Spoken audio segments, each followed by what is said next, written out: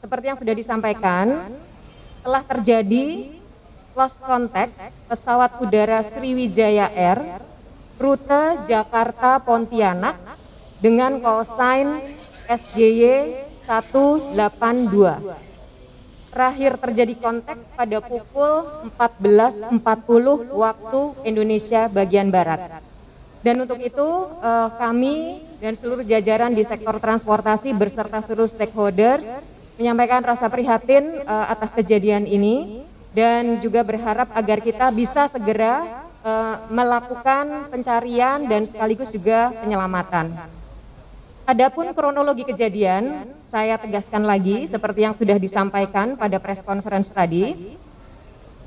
SJY 182 ya, Suta Pontianak take off pada pukul 14.36 waktu Indonesia bagian Barat. Ya.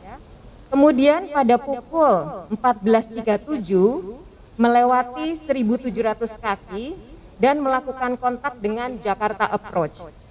Pesawat diizinkan naik ke ketinggian 29.000 kaki dengan mengikuti standar instrumen departure. Pada pukul 14.40, Jakarta Approach melihat Sriwijaya Air tidak ke arah 075 derajat, melainkan ke barat laut atau northwest. Oleh karenanya, ATC menanyakan untuk melaporkan arah pesawat. Tidak lama kemudian, dalam hitungan detik, pesawat hilang dari layar radar. Ya. Perlu saya sampaikan bahwa di dalam pesawat SJ182 ini terdapat sesuai manifest ada 62 orang yang terdiri dari 50 penumpang, terdiri dari 40 penumpang dewasa, 7 anak-anak, dan 3 bayi. Ditambah 12 orang kru, 6 kru aktif, dan 6 ekstra kru. Ya, sekali lagi saya tegaskan 62 orang, 50 orang penumpang, terdiri dari 40 orang dewasa, 7 anak-anak, dan 3 bayi, ditambah dengan 12 kru, 6 kru aktif dan 6 ekstra kru.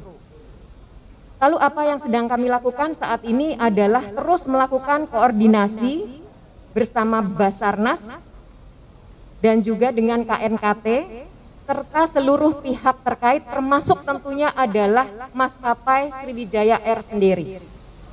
Ya.